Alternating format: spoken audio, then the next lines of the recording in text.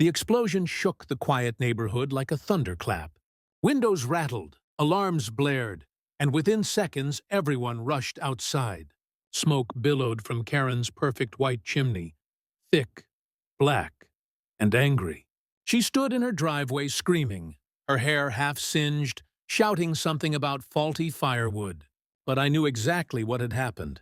You see, for weeks she'd been sneaking into my yard at night, stealing logs from my wood pile, the same pile she once fined me for lowering community standards.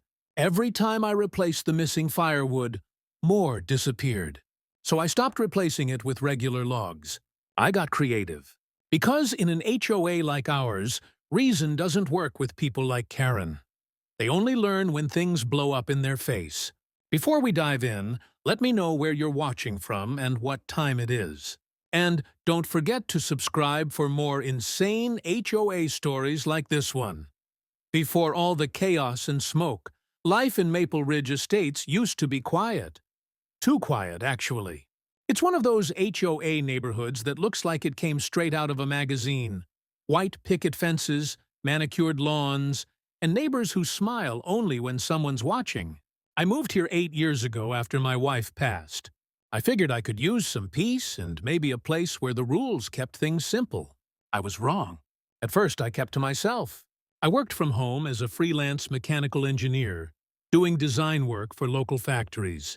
My backyard was my little workshop. A smoker, a tool shed, a few benches, and my favorite thing, a neatly stacked wood pile I cut every fall. I liked splitting logs.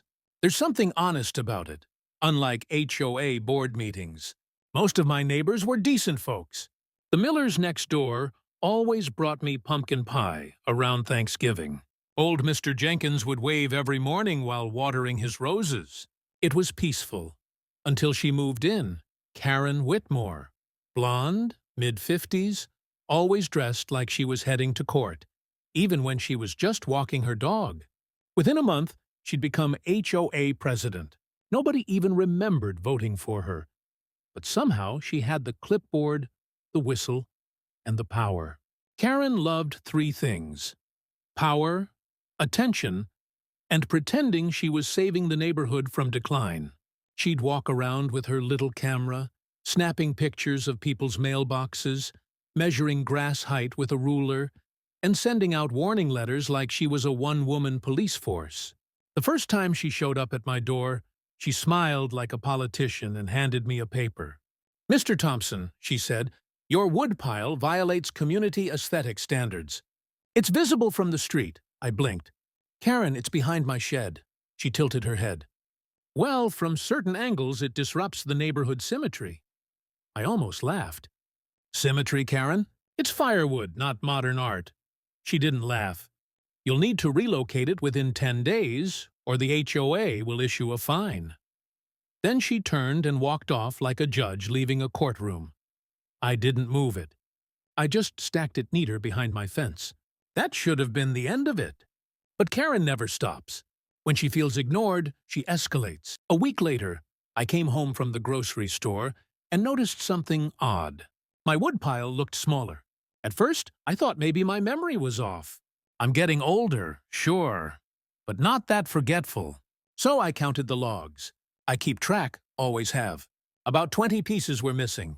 I scratched my head and figured maybe the landscapers took some by mistake, or a neighbor borrowed a few during the cold snap. No big deal. I didn't even lock the gate. It's a small community. But 2 days later, more wood was gone. Then again, always the same pattern. Every other night, about a dozen logs disappeared. I started asking around casually. "Hey, anyone seen someone messing with my woodpile?" Mrs. Jenkins shrugged. "Probably kids.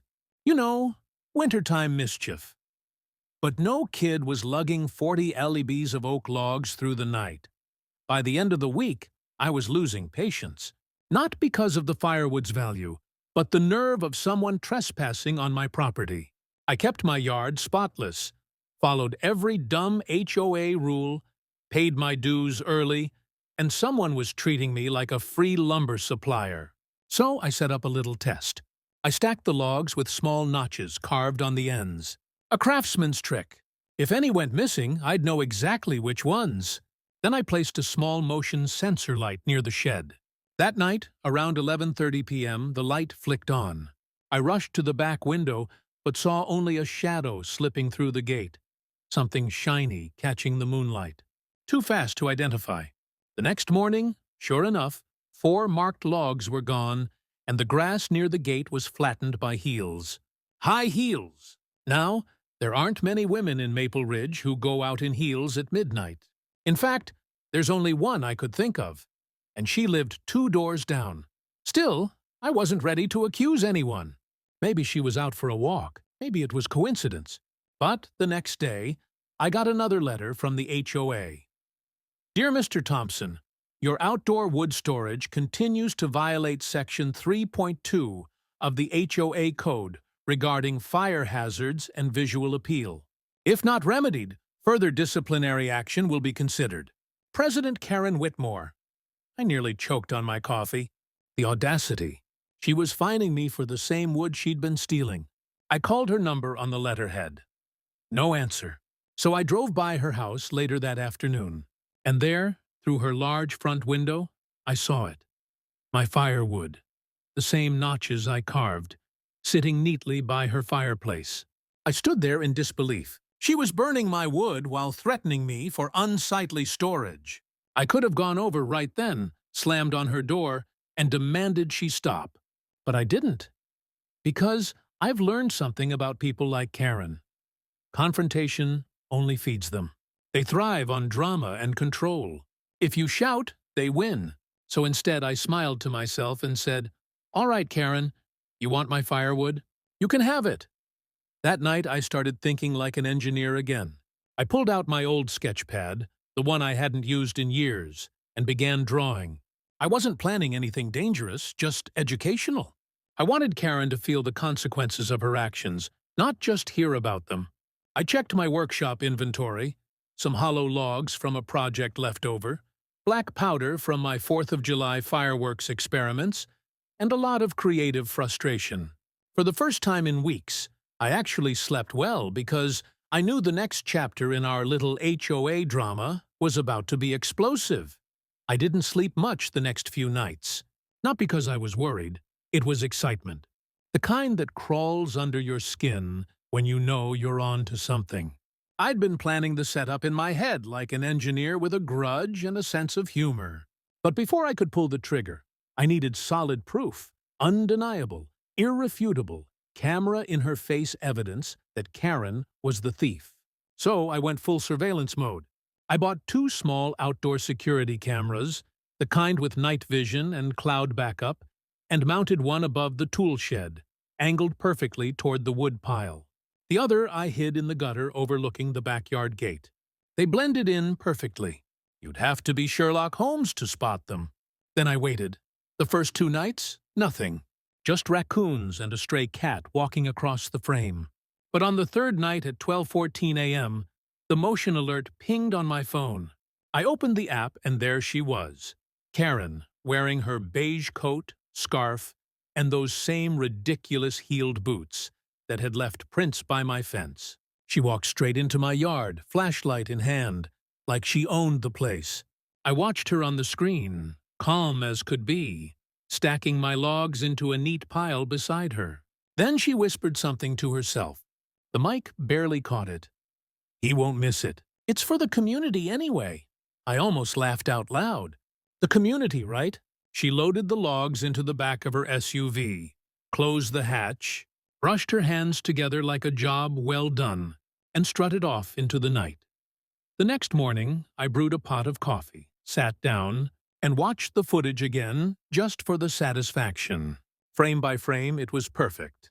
She'd even looked right into the camera at one point, unknowingly, giving me a clear, smug shot of her face. Now, a normal person would have gone straight to the HOA board or the cops, but I wasn't dealing with a normal person. I was dealing with Karen, queen of technicalities, master of twisting the truth. If I accused her outright, she'd deny everything and probably hit me with a violation for unauthorized surveillance. So instead, I decided to let her hang herself with her own arrogance. That afternoon, There was a community HOA meeting in the clubhouse. I didn't usually go. Too much gossip, too many complaints about paint shades and fence heights. But this time, I made sure to show up early and grab a front row seat. Karen walked in fashionably late, holding her coffee cup that said, "Boss Lady." She wore her usual smug smile, the kind that could curdle milk. "All right, everyone," she started, tapping the table. "Let's address the ongoing issue of property aesthetics and fire hazards, specifically Mr. Thompson's yard." My jaw tightened. I said nothing, just folded my arms. Karen continued, "Despite repeated warnings, Mr. Thompson continues to store unsafe amounts of wood in plain view, posing both a fire and a pest risk. I've documented the violation myself." Someone in the back muttered, "You document everything." A few chuckles rippled across the room. She ignored them. "Effective immediately, the HOA will fine Mr. Thompson $250 for non-compliance and mandate removal of the offending materials within 72 hours. I raised my hand calmly. "Karen, may I speak?" She gave a patronizing smile. "Of course, Tom. Just remember, this is a community meeting, not a debate." I leaned forward. "Great, because I'm not here to debate. I'm here to clarify something. You said you documented my firewood, correct?" "Yes, I did." "And that documentation, it's recent?" She smirked. "I'd say within the last 48 hours. The room went quiet. I smiled. "Interesting, because in those 48 hours, half my firewood was stolen." Karen blinked, clearly not expecting that. "Well, maybe you misplaced it." "I don't misplace 80 lbs of oak, Karen." She opened her mouth, but I kept going. "Funny thing is, I installed cameras after the second theft. And guess who showed up on video?" The color drained from her face. "You can't. That's an invasion of privacy." I cut her off, my voice cool. "The cameras are on my property, facing my woodpile. Perfectly legal. Would you like to see the footage?" The crowd murmured. Someone gasped. The HOA treasurer leaned over, whispering something to the vice president. Karen stammered. "This is harassment. You're twisting this to—" "No, Karen," I said, leaning back. "I'm not twisting anything. You were caught red-handed, or maybe red-heeled." Laughter erupted around the room. Even the normally silent HOA secretary had to cover her mouth. Karen's face turned crimson. "You're lying. Want me to play the video?" I asked, holding up my phone because I brought it with me. She froze. You could see the panic behind her eyes, the gears turning, trying to calculate how bad it would look. Finally, she puffed up her chest and hissed, "You'll regret this." Then she stormed out. The meeting descended into chaos, people talking over each other, some defending her, others laughing. The vice president finally stood up and said, "We'll review this matter further." But I could tell from the looks around the room, the tide was turning. People were tired of her tyranny. That night, I checked the footage again, saved it to multiple drives, and even emailed a copy to myself just in case she got any bright ideas about data breaches. The next few days were blissfully quiet.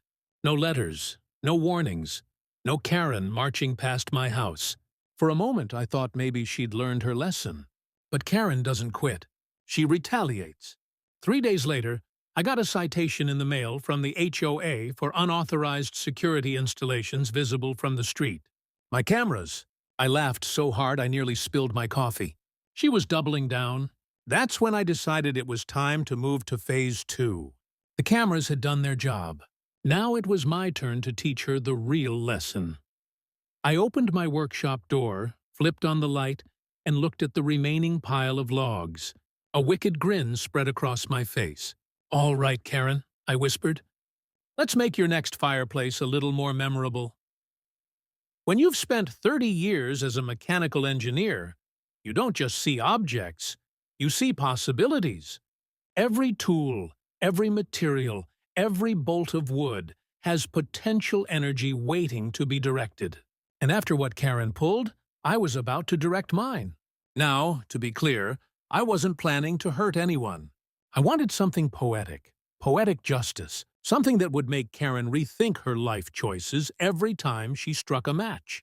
So, I started sketching in my workshop late one evening, a cup of black coffee in one hand and my old drafting pencil in the other. On my notepad, I wrote in big block letters, "The Firewood Project." It sounded almost professional, like a company name. Thompson's Thermodynamic Retribution. I chuckled to myself. Here was the plan. I'd make a few hollow logs, lightweight but realistic, using some scrap oak I'd saved. Then, I'd insert small charges of black powder. Not explosives, mind you, just enough to cause a loud pop and a burst of smoke when ignited. The kind of stuff people use for homemade fireworks. Safe, but dramatic. It took me a couple of days to get everything right.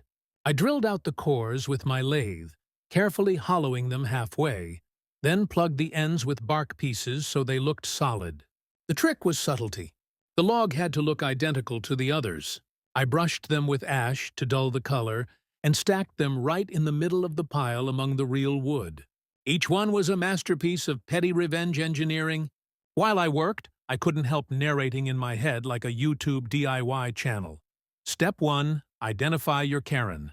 Step 2, wait for her to commit the crime. Step 3, make science fun again. But before setting the trap, I wanted to make sure she was still stealing. It had been a few quiet days since the HOA meeting, and part of me wondered if the humiliation had scared her off. Then again, this was Karen, the kind of person who would rather set her reputation on fire than admit fault. So I gave it time.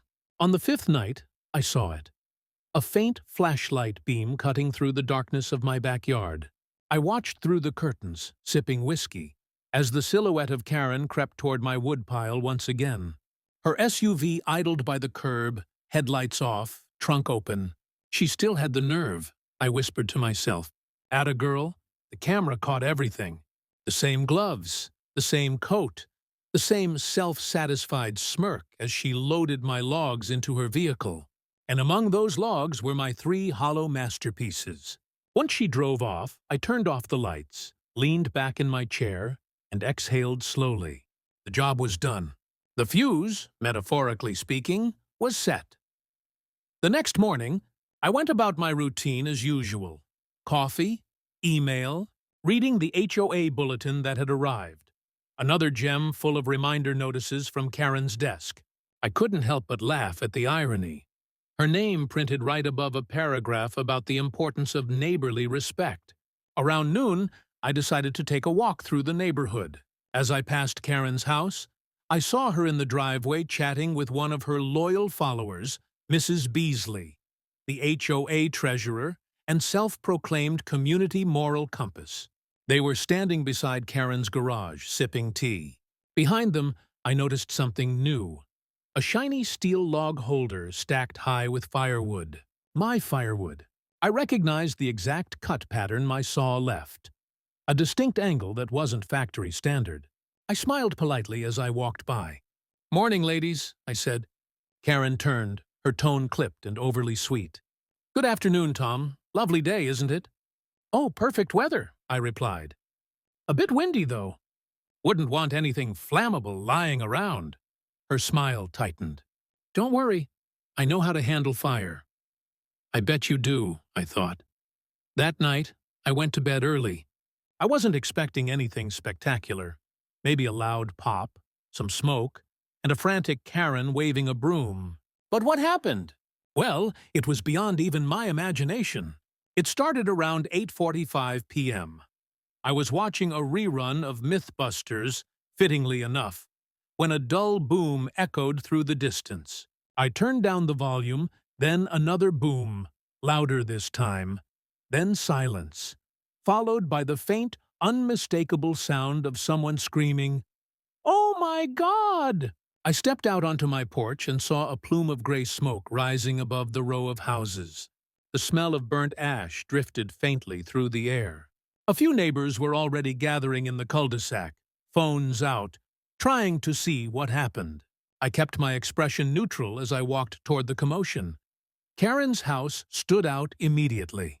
her front windows fogged with smoke, her chimney belching like a factory. The decorative wreath on her door was half singed. Karen stood in the yard, hair frizzed, face blackened with soot, wearing a silk robe that now looked like something rescued from a barbecue pit. She was shouting at a firefighter, waving her arms wildly. It just exploded out of nowhere. I was burning a few logs and then, boom. The firefighter was trying hard not to smile. "Ma'am, it looks like you had some kind of combustion buildup. Maybe something inside the wood caught fire too fast." Karen blinked. "Are you saying it's my fault?" The man shrugged. "Could be a lot of things. Maybe you bought bad wood." "Oh, I didn't buy it," she said, and then stopped herself mid-sentence. I raised an eyebrow. "Oh, really?" She glared at me, realizing what she'd said. "I mean, I sourced it locally." "Sourced?" I repeated. "That's one way to put it." Everyone in the crowd turned toward me. The Millers were whispering. Mr. Jenkins was smirking, and even the firefighters looked amused. Karen's face turned the color of her bathrobe, or what was left of it. "I should call the HOA," she snapped. "I think they're already here," I said, nodding toward Mrs. Beasley, who had just arrived, phone in hand and looking absolutely mortified. "Karen," Mrs. Beasley whispered, "people are talking." "Did you really?" Karen barked. "I would never steal." I interrupted her softly. "Funny, because I have the footage that says otherwise." Karen's jaw dropped. The firefighters exchanged glances. At that moment, I didn't even feel angry anymore. Just satisfied, like watching a perfectly engineered system complete its function. Precise, efficient, inevitable. That night, after the fire trucks left and the neighborhood settled down, I sat on my porch with a cold beer and looked at the faint orange glow still flickering through Karen's windows. Somewhere in the distance, a dog barked. I raised my glass and whispered to the stars, to science. The morning after the incident, the neighborhood group chat was pure chaos. My phone buzzed nonstop. "Did you hear the explosion?" Karen's fireplace blew up. I swear I saw sparks shoot out of her chimney. I sipped my coffee and scrolled through the messages, pretending to be just another concerned neighbor. "Hope she's okay," I typed with a perfectly measured dose of sincerity. By noon, a fire inspection truck was parked outside Karen's house, along with 2 HOA board members. And of course, Karen herself, still shaking off the embarrassment like a wet cat. She was wearing oversized sunglasses and a hat that screamed, "Don't look at me." But everyone was looking anyway.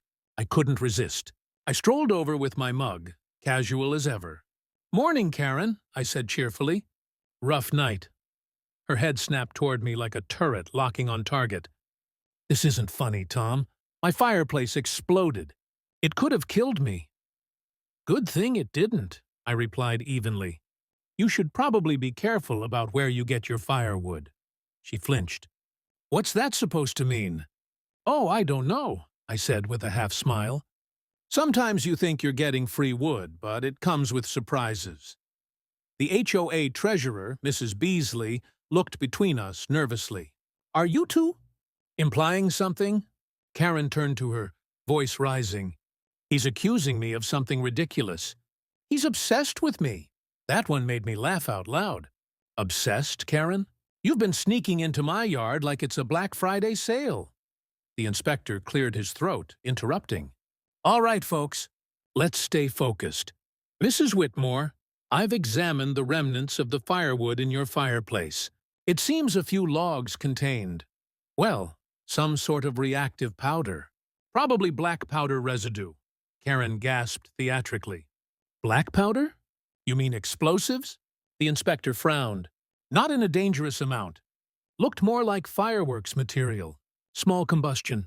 Nothing military grade." Karen's lips curled into a sneer as she turned toward me. "See, he did this. He planted explosives in the firewood to kill me." The HOA members gasped. I stayed completely calm, took a slow sip from my mug and said, "That's a bold accusation, Karen, especially since you've admitted on record just now that the wood came from me. Her mouth opened, then closed, then opened again like a fish gasping for logic. I didn't. You can't prove anything. Oh, but I can, I said, reaching into my pocket. Remember the cameras? The ones you fined me for? They're very handy. Want to see the footage? The crowd around us started whispering. Even Mrs. Beasley leaned closer, curiosity glowing brighter than her pearls. Karen's voice wavered. You're bluffing. Am I? I tapped my phone. The screen lit up, showing her on video, dragging logs through the gate with that same smug grin. I zoomed in frame by frame until her face filled the screen. There you are, middle of the night on my property. Quite the community service you're doing. The silence that followed was priceless. You could have heard a pine needle drop. Then somewhere behind us, a kid burst out laughing. Mom, that's the lady who yelled at me for riding my bike too fast. That broke the spell. The crowd murmured, some shaking their heads, others smirking. Karen's face turned a shade of red I didn't think was biologically possible. She tried to recover, voice trembling with false authority. This is harassment. You're all witnesses. He's violating my privacy. On my property, I cut in smoothly. You trespassed. Want me to call the sheriff to clarify whose privacy was violated here? She froze. For the first time, I saw genuine fear behind those oversized sunglasses. The inspector spoke again, clearly trying not to take sides. Mrs. Whitmore, I'd advise against further comment. The footage speaks for itself. The HOA treasurer sighed. Karen, this looks really bad. Karen's voice cracked. You're all turning against me. After everything I've done for this neighborhood, I couldn't resist the jab. Oh, we appreciate all your hard work, Karen, especially cleaning up my firewood for me. That earned a laugh from half the crowd. Even the inspector smiled behind his clipboard. She spun toward me, jabbing a finger in the air. You'll pay for this, Tom. I'll sue you for intentional harm. Property sabotage. Emotional distress. Emotional distress, I said, feigning concern. Was that before or after you trespassed, stole, and burned evidence of the crime? The sheriff's car pulled up right on cue. Turns out one of the neighbors had called earlier, thinking the explosion might have been foul play. The deputy stepped out, Officer Ramirez, a calm, no-nonsense guy I'd chatted with a few times about community safety. What's going on here? He asked. Karen rushed to him. Officer, arrest him. He booby-trapped Firewood to hurt me. Ramirez held up a hand. All right, slow down. One at a time. I handed him my phone with the video paused at the perfect frame. Karen, mid-theft, under full moonlight. Here's my footage, officer. That's her stealing the logs in question. I filed no complaint because I was giving her time to return them. Then, well, they exploded. He watched quietly for a few seconds. Then he looked at her. Ma'am, is this you? Karen swallowed. That's not, you can't tell. He raised an eyebrow. It's you, Mrs. Whitmore. Same clothes, same car license plate, clear as day.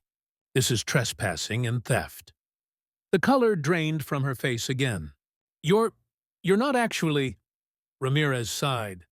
Look, no one's pressing criminal charges yet. But I'm documenting this as a warning.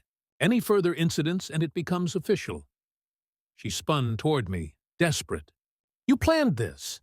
You set me up. I shrugged. I set up cameras. You set yourself up. The neighbors chuckled. Karen's composure cracked completely. You're all monsters. You think this is funny? I run this neighborhood, Mrs. Beasley whispered to another board member. Not anymore. She doesn't. Karen heard it. That was the final straw. She stomped toward her SUV, got in, and slammed the door. The engine roared, and she peeled off down the street, tires screeching. The crowd slowly dispersed. Ramirez turned to me and said quietly, You handled that better than most would have. Just don't build any more science experiments. All right, I laughed. No promises. That night, I sat by my fire pit, the same pit that started it all. I threw on a fresh log, a real one this time, and watched it crackle in the darkness. The smell of oak smoke filled the air. For the first time in months, the neighborhood was quiet, peaceful. No rule memos, no measuring tape patrols, no HOA letters slipped under my door. Just silence broken only by the sound of the flames. I lifted my beer toward the glowing coals and said softly, "To poetic justice." Somewhere in the distance, I imagined Karen still scrubbing soot off her fireplace, muttering about negligence and disrespect, and I smiled. For a few blissful days, the neighborhood went eerily quiet. No HOA letters, no measuring tape patrols, no Karen marching down the street like a self-appointed sheriff. I should have enjoyed the peace, but deep down I knew it wouldn't last. Karen wasn't the kind of person to let humiliation die quietly. I was right. 3 mornings later, I found an envelope taped to my front door stamped with the HOA seal. Inside was a formal notice. Subject: pending disciplinary action.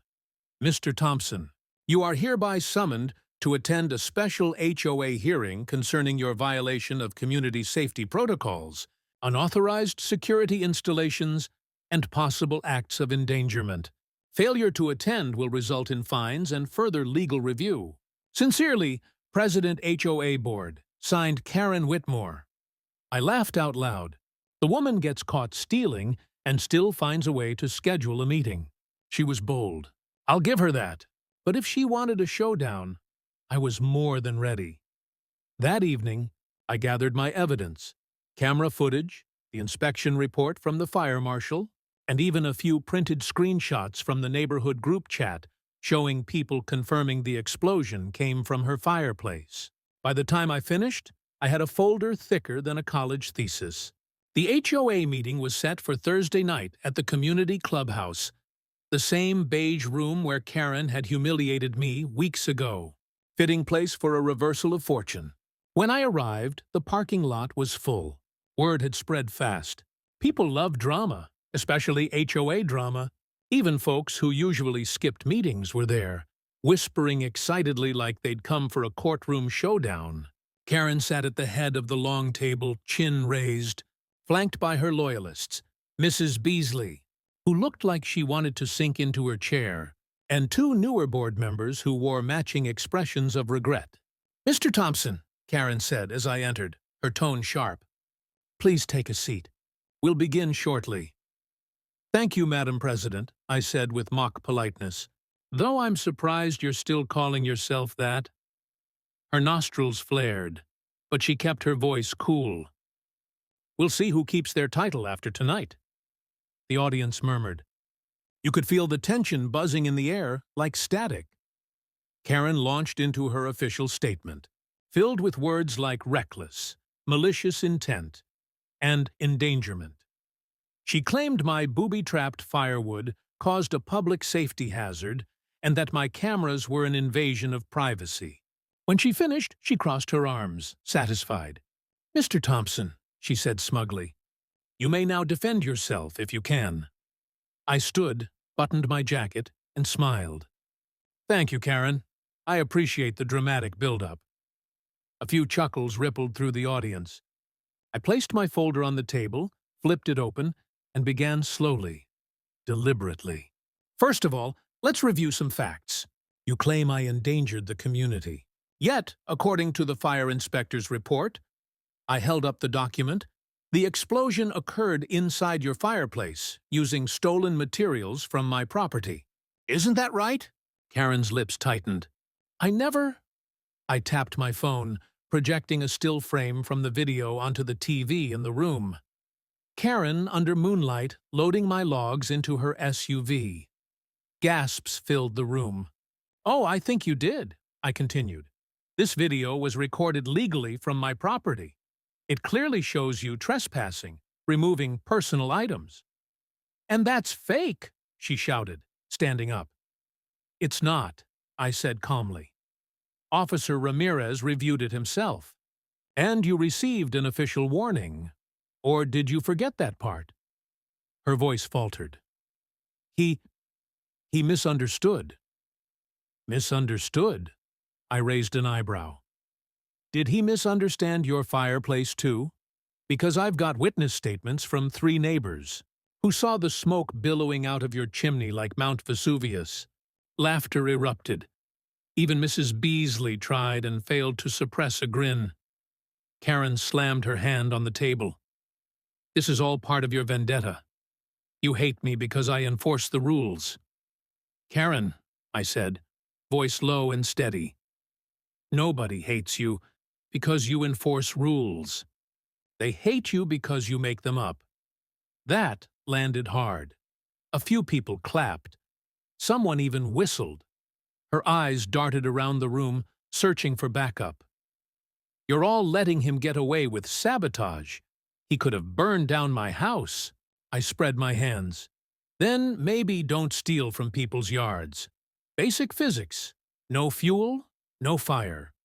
Mrs. Beasley finally spoke, her voice trembling but firm. Karen, the board's reviewed the video. We can't ignore what it shows. Karen spun toward her. You're siding with him? After everything I've done for you, I made you treasurer.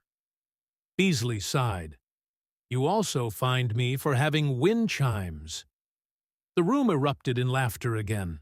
Karen was unraveling fast. This entire neighborhood is ungrateful. You need me. Without me, this place will fall apart. A man in the back called out, We'll take our chances. Karen's voice cracked. You can't do this. You can't vote me out. The vice president, a quiet, retired attorney named Wilson, stood up slowly. Actually, he said, adjusting his glasses, according to HOA bylaws, the board can call an emergency vote if a sitting president acts against community interest. Shall we? Karen's face froze. You wouldn't dare. Wilson raised his hand. All in favor of removing Mrs. Whitmore as HOA president. One by one, hands went up, first hesitantly, then confidently. Beasley's hand rose, too. Even the new members followed. Then almost every person in the audience lifted their hands. Wilson nodded. Motion carried. Karen looked around in disbelief, trembling. You're firing me. Not firing, Wilson said gently. Relieving you of duty. For a moment, she just stood there, silent. Then, without warning, she grabbed her purse, muttered something about lawyers, and stormed out of the room, the same dramatic exit she'd made before. Only this time, no one followed her. When the door slammed behind her, the entire clubhouse erupted into applause. Someone shouted, Long live common sense! Another yelled, Karen Free Zone! Finally, I just stood there smiling quietly.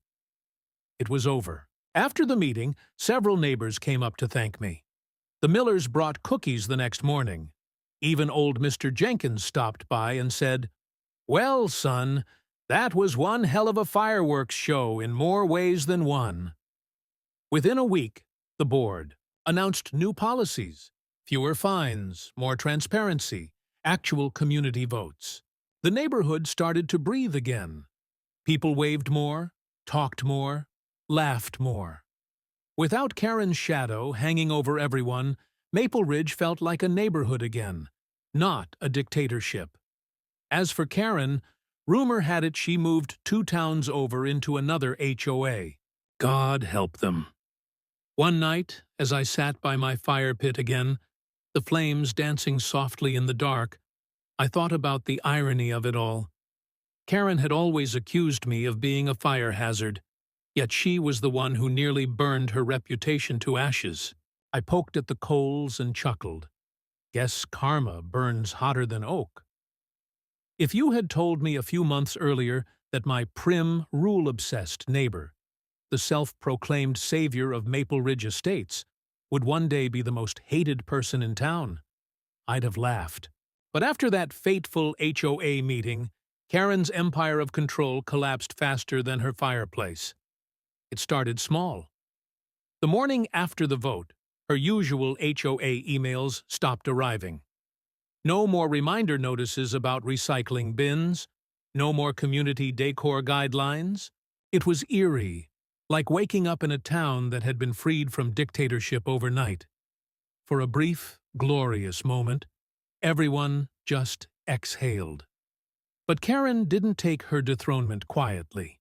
She began waging a one-woman propaganda campaign, handwritten, flyers, printed newsletters, and passive-aggressive posts in the neighborhood Facebook group. Her message: that she had been betrayed by a mob of ungrateful homeowners led by a dangerous man with explosives. She even used a new name for herself online: Karen for Community Safety. I couldn't help but admire her persistence. If shamelessness were a currency, she'd be a billionaire. One of her first moves was filing a formal complaint with the county office, accusing the HOA board of corruption, gender discrimination, and conspiracy. The county clerk probably still has her name highlighted in neon on their complaint list. Meanwhile, the neighborhood carried on as if nothing happened. The new board president, Wilson, turned out to be a calm, reasonable guy who actually listened to people. Under his leadership, rules were relaxed, and for the first time, the HOA hosted a summer barbecue, something Karen had previously banned for smoke visibility concerns. I was the honorary grill master. The irony wasn't lost on anyone. Halfway through flipping burgers, Mrs. Beasley came over with a lemonade and whispered, "You know, I used to be scared of her. I think everyone was." "Fear's her fuel," I said. "Take it away," and she runs out of gas. Beasley chuckled. "Well, now she's running out of friends, too. Heard she tried to start her own HOA Facebook page. Only 2 people joined, and one of them was her cousin from Arizona." I grinned. Guess the community finally voted with their unfollow buttons. But Karen wasn't done. About a week later, she staged her comeback. Around noon, while I was trimming hedges, I noticed a moving truck parked outside her house. I thought she might be leaving, but then she emerged, arms full of cardboard signs. Each one had a message in bold red marker: fraudulent HOA vote, unsafe neighborhood under new management, Thompson's Firewood caused chemical injury. She hammered them into her own front yard like a protester staging a revolution of one. I set down my hedge trimmer, leaned on the fence, and called out, "Morning, Karen. You opening an art gallery?" She didn't even look at me. "You think this is funny, don't you? You humiliated me in front of everyone, but people will know the truth." "Funny," I said. "The truth's been pretty loud lately. You might have missed it under the sound of explosions." Her jaw clenched. "You'll regret this." "Already did," I said, every time I tried being polite. She stormed back into her house, slamming the door hard enough to rattle the windows. By the next day, her signs were gone, courtesy of the HOA's new rule against obstruction of community view. The irony of her own old policies being used against her was delicious. Still, word spread that she was planning to sue me personally. I half expected a knock from the sheriff, but instead I got something better. A knock from Wilson, the new HOA president. "Tom," he said, smiling, "I think you'll appreciate this." He handed me a thick envelope, a copy of the cease and desist order the HOA had issued against her. Apparently, Karen had been harassing board members, showing up uninvited at meetings, and spamming residents with angry letters. "She's officially banned from HOA premises for 6 months, Wilson said. I raised my eyebrows. That might be the most peaceful half-year of my life. We both laughed, but fate has a sense of humor. 2 days later, Karen's water heater burst, flooding her basement. She called the HOA maintenance line, the same line she used to micromanage, and was told very politely that she was no longer eligible for HOA maintenance assistance. I wish I could say I didn't enjoy hearing her screaming through her front door at the plumber. I really do. But I enjoyed it immensely. By late summer, she finally cracked. One morning, I woke up to see a "For Sale" sign planted in her yard, bright red and freshly painted. Rumor had it she was moving to a more civilized community 3 counties away. The day the moving truck arrived, half the neighborhood came out to walk their dogs or get the mail. People weren't subtle. Even Mr. Jenkins brought out a lawn chair. Karen was furious. "You're all vultures," she shouted, waving her arms as the movers loaded her furniture. "Ungrateful, ignorant, small-minded." "Careful," I called out from my porch. "The last person who called us that had an unfortunate run-in with their fireplace." That earned a round of muffled laughter. Karen glared daggers at me, then turned away, climbing into her SUV. As she drove off, she stopped right in front of my house, rolled down the window, and shouted, "You haven't seen the last of me!" "If I do," I raised my beer and smiled, "I'll install another camera." Phew! She slammed the gas pedal, and just like that, she was gone. For a long moment, the neighborhood stood in silence. Then, as if on cue, someone started clapping. Then another. Within seconds, the whole street erupted into applause and cheers. It was like we'd all been released from a long collective nightmare. Wilson walked over, grinning. "Well, Tom, I think it's safe to say you're a local hero." "Hero's a strong word," I said, chuckling. "I just lit the fuse." He laughed. "Literally." From that day on, life at Maple Ridge changed completely. The new board was fair and transparent. The petty letters stopped. The annual barbecue became a regular tradition. Even Karen's old "no decorations" rule was scrapped. And come December, the neighborhood lit up like a Christmas movie. I'd sit by my fire pit most evenings, sometimes joined by neighbors who'd bring over drinks and stories. Every so often, someone would bring up the great firewood explosion, and we'd all laugh until our sides hurt. Sometimes I'd think back to the start of it all. The stolen logs, the ridiculous fines, the camera footage that started a revolution. Funny how something so small could spark such big change. And maybe that was the real lesson in an HOA. As in life, sometimes the only way to fight nonsense is with a little well-aimed chaos. I leaned back in my chair, watching the flames dance against the night sky. The air was calm, the stars bright, and for the first time in a long while, Maple Ridge felt like home again. The first autumn after Karen left was the calmest Maple Ridge had been in years. For the first time, the sound of lawn mowers, kids' laughter, and friendly chatter replaced the shrill echo of HOA citations. You could almost feel the weight lifted off the air, like the whole neighborhood had been holding its breath for years, and finally exhaled. I remember walking down the street one chilly morning, coffee mug in hand, watching neighbors string up lights for the upcoming harvest festival. Something Karen would have called a community hazard due to electrical clutter. Now it was a celebration. Mrs. Miller waved at me from her porch. "Tom, we're hosting chili night next weekend. You're bringing the wood, right?" I laughed. "Real wood this time, I promise." "Good," she said, winking. "We don't need fireworks indoors." That joke had become legend around here. Even new residents who'd moved in after Karen's exile knew the story. They'd lower their voices like it was a ghost tale. The night Karen's fireplace went boom, some said it was exaggerated. Others swore it was justice. I never confirmed or denied it. A good myth needs mystery. Life settled into a rhythm I hadn't felt in years. My backyard workshop became a small neighborhood hub. People dropped by not to complain, but to borrow tools, ask advice, or just talk. I'd built a new fire pit, a little bigger this time, lined with stone, surrounded by wooden benches. Every weekend, we'd gather there. Families, couples, kids, even Wilson, the new HOA president.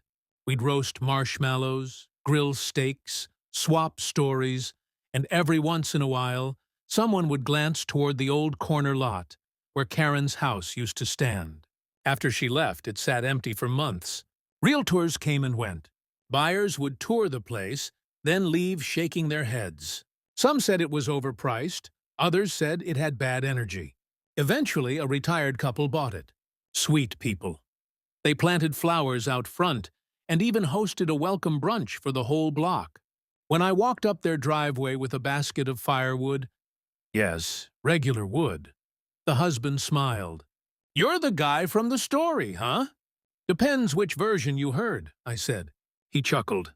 "The one where you outsmarted a tyrant with a pile of kindling?" I shrugged. "That sounds about right." He handed me a beer. "Good man. Every neighborhood needs someone who stands up to nonsense." Maybe he was right. Or maybe I'd just gotten lucky. Lucky that karma decided to use me as its delivery driver. A few weeks later, I was back in my workshop tinkering with a small project when a familiar voice startled me. "Still playing with fire, I see." I turned around and froze. Karen. She stood by the open gate, arms crossed, wearing sunglasses and a scarf, as if she'd just walked out of a courtroom drama. Her hair was darker now, cut shorter, but that posture, that mix of pride and resentment, hadn't changed a bit. I wiped my hands on a rag. "Well, I'll be damned. The ghost returns." She stepped closer. "I just came to get the rest of my things." "Your things?" I asked, confused. "You sold the house." She hesitated. "Some decorations in the shed. The new owners said I could pick them up." I studied her face. There was no fire in her eyes this time, just exhaustion. She looked smaller somehow, like the years had finally caught up to her. "All right," I said. "Shed's around back, but I'll come with you. Wouldn't want you taking the wrong firewood again." That earned me the faintest smirk. As we walked, she glanced around the yard. "You've made the place nicer." "Thanks," I said. "It's easier when no one's threatening to fine you for existing." She sighed. "I wasn't trying to be cruel, Tom. I just wanted things to be orderly, controlled." "Yeah," I said softly. "That's the problem. People aren't meant to live under control. Not like that. A neighborhood isn't a military base." She didn't answer, just opened the shed, took out a dusty box, and stared at it for a while. "You made me the joke of this town," she said quietly. "Do you have any idea how humiliating that was?" I looked her straight in the eye. "Karen, you did that to yourself.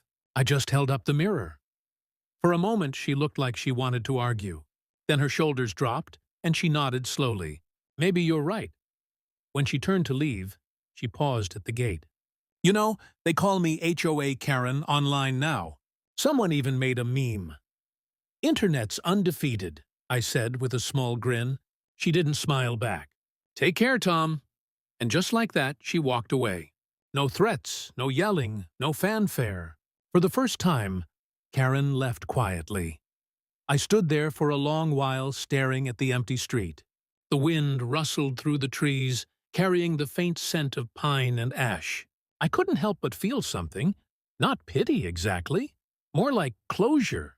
Because the truth was, Karen wasn't just a villain. She was a warning of what happens when control becomes obsession, when pride blinds you to decency. That night, the neighborhood gathered again around the fire pit. The flames flickered against the circle of smiling faces. Faces that had once avoided eye contact for fear of being fined for improper lighting. Wilson raised his glass. To peace, and to the man who reminded us that standing up to bullies never goes out of style.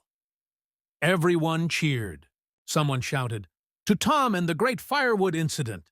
I laughed, lifting my bottle. "To Karen," I said, smirking. "May her next neighborhood have better insurance." The whole circle burst out laughing. As the fire crackled and the night deepened, I leaned back and watched sparks drift into the sky. They looked like tiny stars breaking free. Wild, bright, untamed. And I realized something. Revenge had never really been the point. It wasn't about payback. It was about balance, about reminding people that respect, once taken for granted, will eventually demand to be restored. Sometimes through words, sometimes through fire. When I finally headed inside, I glanced one last time at the glowing embers. They pulsed gently in the darkness like a heartbeat, peaceful, alive, and for the first time since I'd moved to Maple Ridge, I felt truly home. In life, there's a fine line between order and control. And once you cross it, even good intentions can turn toxic. Karen thought she was protecting the community, but she was really suffocating it. Her downfall wasn't caused by firewood or fireworks. It was caused by arrogance, by the belief that she was untouchable. And maybe that's why stories like this resonate. Because we've all met a Karen at some point, someone who uses power to belittle others, who mistakes control for leadership. But when truth and patience collide with that kind of ego, justice has a way of showing up. Sometimes loud, sometimes messy, but always poetic. So here's the lesson. Respect goes both ways. Treat people fairly. Mind your own yard. And don't steal someone else's wood, literal or metaphorical. What would you have done in my place? Drop your thoughts in the comments. And if you enjoyed the ride, don't forget to subscribe for more wild, true-to-life HOA dramas. Because in this neighborhood, karma always collects.